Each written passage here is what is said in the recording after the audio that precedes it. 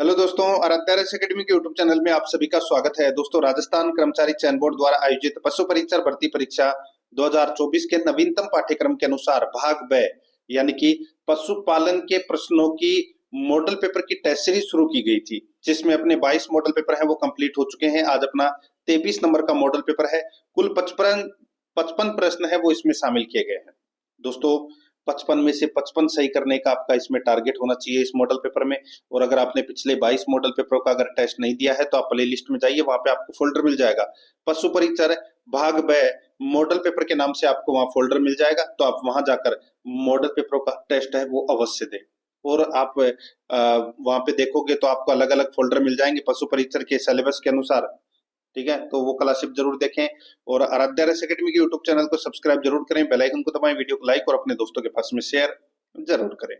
तो चलिए दोस्तों, शुरू करते हैं आज का अपना इसमें पहला प्रश्न। देखिए, कृत्रिम गर्भाधान में सीमन को किस तरल पदार्थ में रखा जाता है? बताइए, कृत्रिम गर्भाधान में सीमन को किस तरल पदार्थ में रखा जाता है?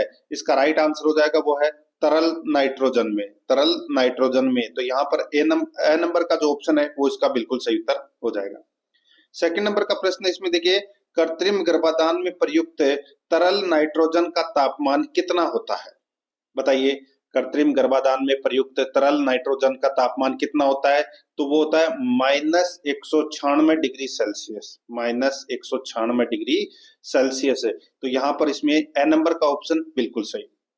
3 नंबर का प्रश्न है इसमें देखिए, निम्न में से कौन सा कथन असत्य है? असत्य कथन कौन सा है वो दोस्तों अपने को यहाँ पर बताना है। दोस्तों, यहाँ पर आप देख सकते हैं, कृत्रिम गर्भाधान नस्ल सुधार में महत्वपूर्ण भूमिका निभाता है। बिल्कुल सही बात है दोस्तों। ये कृत्रिम गर्भाधान से यौन संचारित रोग फैलते हैं, ये गलत हो जाएगा। यौन संचारित रोग है वो दोस्तों नहीं फैलता है कृत्रिम गर्भाधान में। ये कथन इसमें असत्य दे रखा है, तो यहाँ पर बे नंबर का ऑप्शन राइट आंसर हो जाएगा। आगे देखिए, इसमें कृत्रिम गर्भाधान के लिए कुशल और तकनीकी रूप से निपुण कार्मिकों की आवश्यकता है। बिल्कुल सही बात है। कृत्रिम गर्भाधान में वीर्य को वैज्ञानिक तरीके से संरक्षित किया जाता है। बिल्कुल सही बात है। तो यहाँ पर असत्य कथन कौन सा है? बे नंबर का, तो बे नंबर ऑप्शन बिल्कुल सही। 4 नंबर का प्रश्न इसमें देखिए, निम्न में से कौन सा युग्म सुमेलित है? दोस्तों, कौन सा युग्म सुमेलित है वो अपने को यहाँ पर बताना है। दोस्तों, इसमें एक ही युग्म सुमेलित है, वो है भेड़ बकरी वेजाइनल स्पेकुलम द्वारा। अब ये क्या है? तो दोस्तों, ये भेड़ और बकरी का जो कृत्रिम गर्भाधान किया जाता है वो कौन सी विधि के द्वारा किया जाता है? तो वेजाइनल स्पेकुलम द्वारा किया जाता है। यहाँ पर 6 नंबर का ऑप्शन राइट आंसर हो जाएगा। और गाय और भैंस की जो कृत्रिम गर्भाधान विधि है वो है दोस्तों रेक्टो वेजाइनल। ये भी आपको इसमें याद रखना है। 6 नंबर का ऑप्शन इसका बिल्कुल सही उत्तर इसमें हो जाएगा। ये युग्म इसमें सुमेलित है। आगे देखिए, सीमन स्ट्रो का भंडारण किस में किया जाता है? सीमन स्ट्रो का भंडारण किस में किया जाता है? ये किया जाता है दोस्तों क्रायोकेन में। तो यहाँ पर अपना इसमें बी नंबर का ऑप्शन बिल्कुल सही।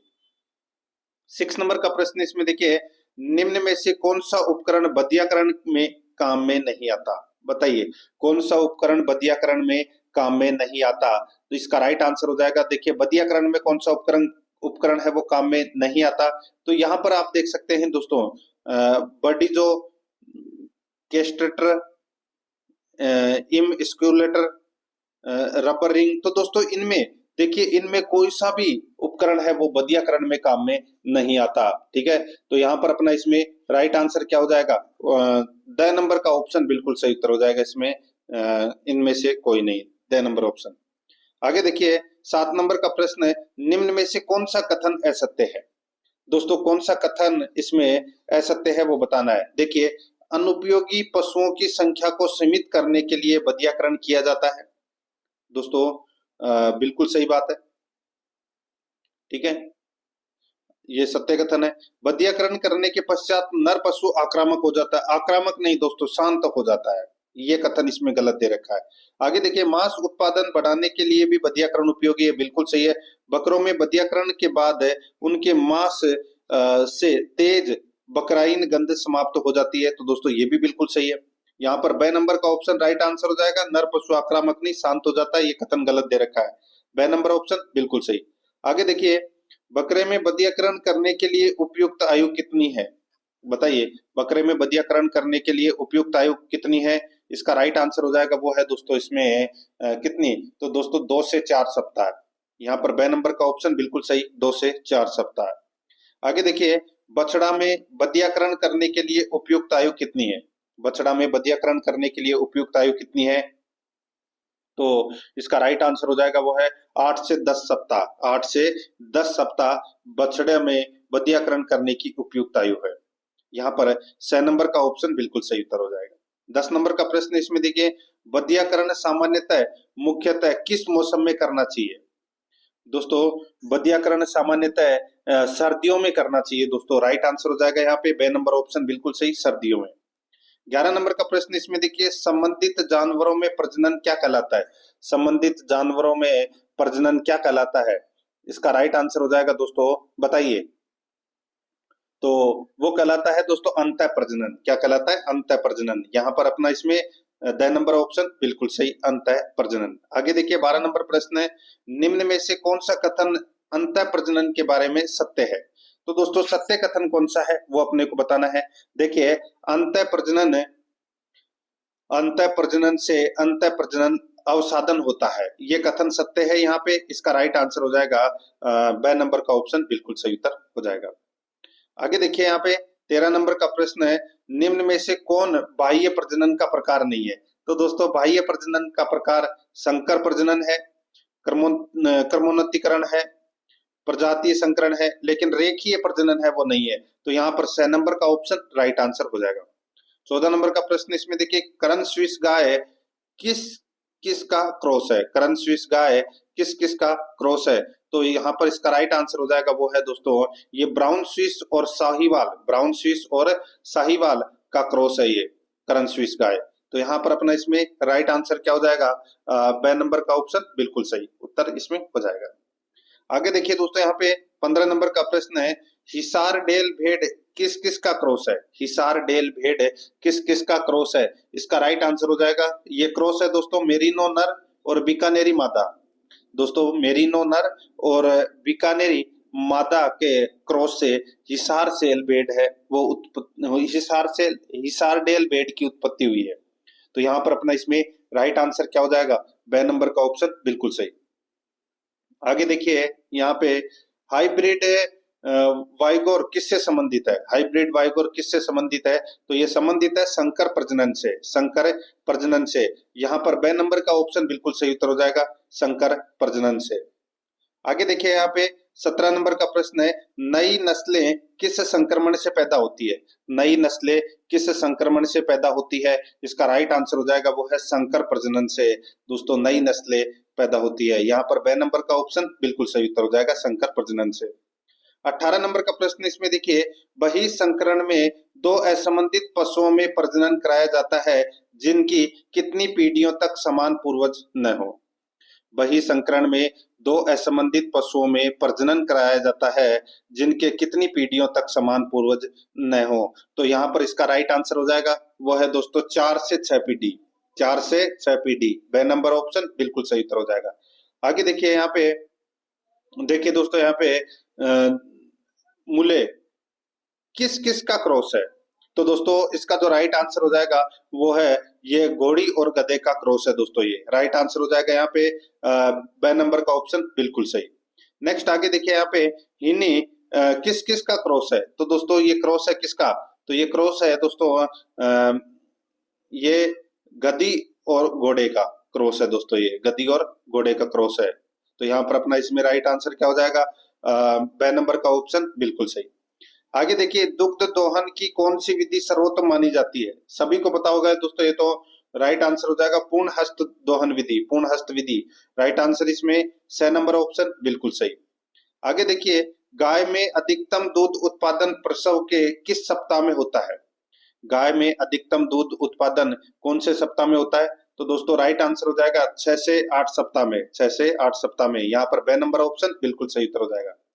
आगे देखिए, दुग्ध दोहन की कौन सी विधि सबसे खराब मानी जाती है? तो सबसे खराब विधि है वो मानी जाती है दोस्तों अंगूठा विधि। ठीक है, अंगूठा विधि सबसे खराब मानी जाती है। बाकी चुटकी विधि और पूर्ण हस्त विधि, ये दोनों दोस्तों बहुत अच्छी विधि है। यहाँ पर अपना इसमें ब नंबर ऑप्शन बिल्कुल सही।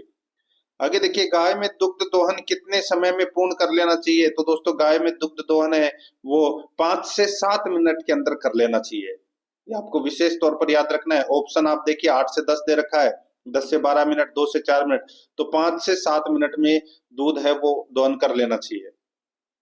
आगे देखिए, सामान्यतः गाय में दुग्ध दोहन किस साइड से करना चाहिए? तो दोस्तों कौन सी साइड से दुग्ध दोहन करना चाहिए? इसका सही उत्तर हो जाएगा वो है दोस्तों बाईं तरफ से, यानी कि लेफ्ट साइड से। यहाँ पर ए नंबर ऑप्शन बिल्कुल सही। आगे देखिए, दुग्ध दोहन के समय वसा की मात्रा अधिकतम होती है, अधिकतम कब होती है बताइए? दुग्ध दोहन के समय वसा की मात्रा अधिकतम कब होती है? राइट आंसर हो जाएगा दोस्तों वो है अंत में होती है दोस्तों। यहाँ पर स नंबर ऑप्शन बिल्कुल सही। आगे देखिए, किस हार्मोन को मिल्क लेट डाउन हार्मोन कहते हैं? किस हार्मोन को मिल्क लेट डाउन हार्मोन कहते हैं? इसका राइट आंसर हो जाएगा वो है ऑक्सीटोसिन। ऑक्सीटोसिन हार्मोन है वो दोस्तों दूध निकालने के काम में आता है, तो यहाँ पर अपना इसमें राइट आंसर हो जाएगा स नंबर ऑप्शन बिल्कुल सही। आगे देखिए, यदि दुग्ध दोहन में यदि दूध बच जाता है तो कौन सा रोग होने की संभावना रहती है? तो कौन सा रोग होने की संभावना रहती है? इसका राइट आंसर हो जाएगा वो है दोस्तों थेनेला रोग। थेनेला रोग होने की संभावना रहती है दोस्तों यदि दुग्ध दोहन में दूध बच जाता है तो। ठीक है, थेनेला रोग होने की संभावना रहती है। यहाँ पर बे नंबर ऑप्शन बिल्कुल सही उत्तर हो जाएगा।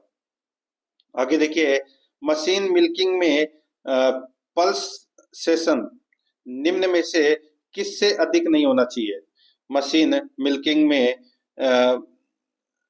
पल्सेशन निम्न में से किससे अधिक नहीं होना चाहिए? तो इसका राइट आंसर हो जाएगा वो है दोस्तों 50 से 60 चक्र मिनट, 50 से 60 चक्र मिनट। यहाँ पर बे नंबर का ऑप्शन बिल्कुल सही। आगे देखिए, निम्न में से कौन सा कथन सत्य है वो अपने को दोस्तों यहाँ पर बताना है। कौन सा कथन सत्य है वो बताना है। देखिए, दुग्ध दोहन में 8 से 10 मिनट का समय लेना चाहिए। अभी मैंने आपको बताया था दोस्तों ऊपर 5 से 7 मिनट का समय लेना चाहिए, 8 से 10 मिनट का नहीं। ये गलत हो जाएगा। दूध निकालने वाले बर्तनों का मुंह चौड़ा होना चाहिए, ये गलत हो जाएगा दोस्तों। मुंह नहीं, पेंदा है वो चौड़ा होना चाहिए ताकि दूध बिखरे ना, ठीक है, पलटे नहीं। आगे देखिए, दूध निकालते समय पहली कुछ धारों को बर्तनों में नहीं डालना चाहिए, बिल्कुल सही बात है दोस्तों। ये कथन है वो इसमें सत्य है स नंबर का, क्योंकि दोस्तों दूध के अंदर जो शुरुआती धारें होती है उसके अंदर गंदगी वगैरह इकट्ठी हो जाती है, तो जमीन पर डालना चाहिए दोस्तों इसके अंदर दूध की पहली धारों को। ठीक है, तो यहाँ पर स नंबर का ऑप्शन राइट आंसर हो जाएगा। ये कथन है वो बिल्कुल सत्य कथन है। आगे देखिए, दुग्ध दोहन से पूर्व जानवरों को चारा प्रदान नहीं करना चाहिए, ये गलत हो जाएगा, चारा प्रदान करना चाहिए। तो यहाँ पर सत्य कथन पूछा था, स नंबर ऑप्शन सही उत्तर। आगे देखिए, गाय की जवान मादा जिसकी उम्र 1 वर्ष से ज्यादा हो तथा जो एक बार भी गर्भवती नहीं हो उसे क्या कहते हैं? गाय की जवान मादा जिसकी उम्र 1 वर्ष से ज्यादा हो तथा जो एक बार भी गर्भवती नहीं हो तो उसे क्या कहते हैं? उसे कहते हैं दोस्तों, उसको हीफर कहते हैं, हीफर। यहाँ पर स नंबर का ऑप्शन बिल्कुल सही उत्तर हो जाएगा, हीफर। आगे देखिए, यहाँ पे 32 नंबर का प्रश्न है। देखिए, रुमंथी जानवर में आमाशय के कितने भाग होते हैं? अब आपको ये भी पता होना चाहिए रुमंथी जानवर कौन से होते हैं। तो दोस्तों जुगाली करने वाले जानवरों को रुमंथी जानवर कहते हैं। जैसे कि गाय, भैंस, बकरी, ये क्या करती है दोस्तों? जुगाली करती है, तो उसको बोलते हैं रुमंथी जानवर। और इसके आमाशय के कितने भाग होते हैं? तो दोस्तों 4 भाग होते हैं इसके आमाशय के। ठीक है, स नंबर ऑप्शन बिल्कुल सही। कौन कौन से? तो दोस्तों देखिए, rumen number 1, number 2 reticulum, number 3 omasum, number 4 है दोस्तों एब्रोमासम। ठीक है, ये 4 भाग होते हैं आमाशय के रुमंथी जानवर में। अब देखिए, यहाँ पे 33 नंबर का प्रश्न है। आभासी रुमंथी जानवर में आमाशय के कितने भाग होते हैं? आभासी रुमंथी जानवर ये कौन से जानवर होते हैं? तो दोस्तों देखिए, ये जुगाली तो करते हैं ये जानवर, लेकिन इनमें आमाशय का एक भाग नहीं पाया जाता और वो ओमासम भाग है वो नहीं पाया जाता। तो यहाँ पर 3 इसमें आमाशय के भाग पाए जाते हैं। ब नंबर का ऑप्शन बिल्कुल सही उत्तर हो जाएगा। आगे देखिए, निम्न में से कौन रुमंथी जानवर नहीं है? रुमंथी जानवर मैंने आपको बताया जो जुगाली नहीं करता है, सॉरी, जो जुगाली करता है वो रुमंथी जानवर, जो नहीं करता है वो बताइए। तो दोस्तों यहाँ पर इसका जो राइट आंसर क्या हो जाएगा, देखिए भैंस, बकरी, हिरण, ऊंट इसकी श्रेणी में नहीं आता दोस्तों, रुमंथी जानवर की श्रेणी में। तो यहाँ पर अपना इसमें द नंबर का ऑप्शन बिल्कुल सही उत्तर हो जाएगा। आगे देखिए यहाँ पे 35 नंबर का प्रश्न है, निम्न में से कौन सा कथन देसी गाय के लिए असत्य है? देसी गाय के लिए असत्य है। तो दोस्तों यहाँ पर देखिए सींग गोलाकार व शंक्वाकार होते हैं, इसमें बिल्कुल सही बात है। गल कंबल की उपस्थिति रहती है, दोस्तों बिल्कुल सही है। पसीना ग्रंथि भी की उपस्थिति रहती है, बिल्कुल सही है। कुबड़ अनुपस्थित है। वर्तमान श्रेणी की दोस्तों देसी गायों में कुबड़ है वो उपस्थित रहता है, अनुपस्थित है वो इसमें गलत दे रखा है। तो यहाँ पर अपना इसमें राइट आंसर क्या हो जाएगा, द नंबर का ऑप्शन बिल्कुल सही। ये कथन है वो दोस्तों क्या है, इसमें असत्य कथन है, कुबड़ अनुपस्थित। ठीक है, आगे देखिए यहाँ पे गोवंश में समागम की क्रिया को क्या कहते हैं? गोवंश में समागम की क्रिया को क्या कहते हैं? तो उसको बोलते हैं दोस्तों सर्विंग, सर्विंग बोलते हैं। ए नंबर ऑप्शन बिल्कुल सही, सर्विंग। नेक्स्ट आगे देखिए, भेड़ की मादा वयस्क को क्या कहते हैं? भेड़ की मादा वयस्क को दोस्तों ईव बोलते हैं। ठीक है, क्या बोलते हैं? भेड़ की मादा वयस्क को ईव बोलते हैं। यहाँ पर बे नंबर का ऑप्शन सही उत्तर हो जाएगा। आगे देखिए, बकरी के नवजात को क्या कहते हैं? बकरी के नवजात को दोस्तों किड कहते हैं। क्या कहते हैं? किड। यहाँ पर ए नंबर का ऑप्शन बिल्कुल सही, किड। आगे देखिए, घोड़ी में प्रसव की क्रिया को क्या कहते हैं? घोड़ी में प्रसव की क्रिया को क्या कहते हैं? उसको बोलते हैं दोस्तों फोलिंग, फोलिंग बोलते हैं। घोड़ी में प्रसव की क्रिया को क्या बोलते हैं दोस्तों? फोलिंग बोलते हैं, याद रखना इसमें। ठीक है, फोलिंग।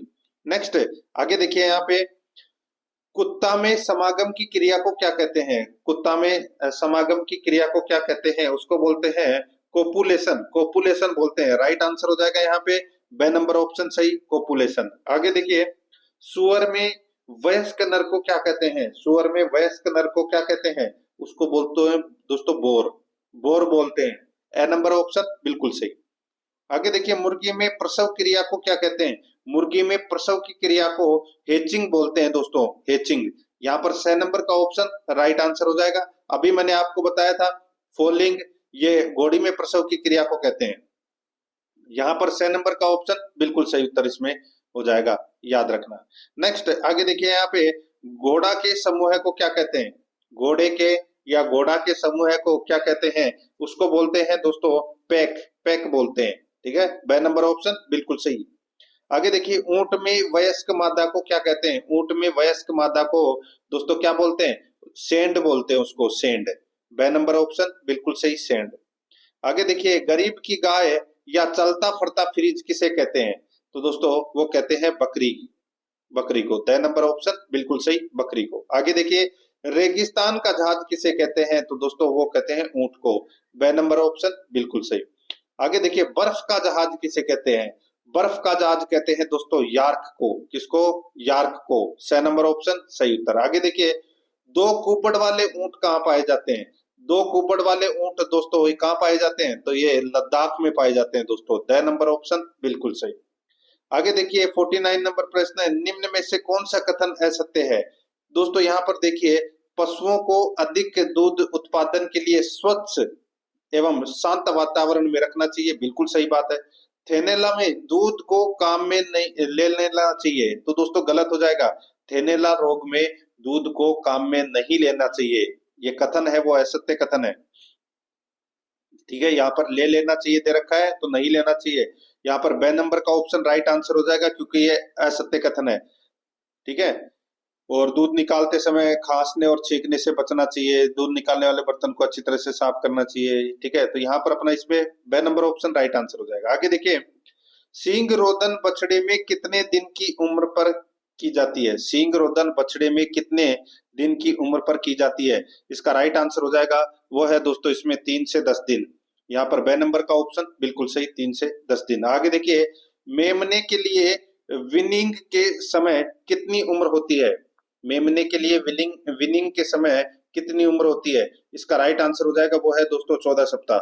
यहाँ पर बे नंबर का ऑप्शन बिल्कुल सही, 14 सप्ताह। आगे देखिए, गाय भैंस के आवास की लंबी अक्ष किस दिशा में होनी चाहिए? गाय भैंस के आवास की लंबी अक्ष किस दिशा में होनी चाहिए? दोस्तों इसका राइट आंसर हो जाएगा वो है इसमें पूर्व पश्चिम। यहाँ पर बे नंबर का ऑप्शन बिल्कुल सही उत्तर हो जाएगा, पूर्व पश्चिम। आगे देखिए, मांस हेतु पाली जाने वाली मुर्गी है, मांस हेतु पाली जाने वाली मुर्गी है तो वो कौन सी है? तो वो है दोस्तों बॉयलर। ठीक है। और अंडे के लिए अंडे के लिए पाली जाने वाली जो मादा मुर्गी होती है उनको बोलते हैं लेयर। ठीक है, लेयर्स। तो यहाँ पर बे नंबर का ऑप्शन राइट आंसर हो जाएगा। आगे देखिए, अंडे हेतु पाले जाने वाली मुर्गी को क्या कहलाती है? लेयर्स। तो यहाँ पर अपना इसमें बे नंबर का ऑप्शन बिल्कुल सही उत्तर हो जाएगा, लेयर। ठीक है। आगे देखिए यहाँ पे 55 नंबर का प्रश्न है। देखिए, अंडे से चूजे बाहर आने की प्रक्रिया को क्या कहते हैं? उसको बोलते हैं दोस्तों क्या? उसको बोलते हैं क्या बोलते हैं? हैचिंग बोलते हैं। ठीक है, अंडे से चूजे बाहर आने की प्रक्रिया को क्या बोलते हैं? हैचिंग बोलते हैं। यहाँ पर 6 नंबर का ऑप्शन बिल्कुल सही उत्तर हो जाएगा, याद रखना। तो दोस्तों इसी के साथ मैंने आपको ये प्रश्न है वो पशुपालन से संबंधित ये प्रश्न करवाए हैं। प्रश्न कैसे लगे कमेंट में जरूर बताएं। और अगर आपने पिछली क्लासें नहीं देखी है तो आप प्ले लिस्ट में जाइए, वहां पे आपको फोल्डर मिल जाएगा, पशु परिचर भाग ब मॉडल पेपर के नाम से वहां फोल्डर बना हुआ है। तो आप वहां जाकर पिछले मॉडल पेपरों का टेस्ट है वो अवश्य दें। और पशुपालन से संबंधित आपका एक भी प्रश्न है वो गलत नहीं होगा। अगर आप ये सारे के सारे मॉडल पेपरों का टेस्ट है वो देकर जाओगे तो करीबन दोस्तों अपने 900 प्रश्न है वो कंप्लीट हो चुके हैं पशुपालन से संबंधित।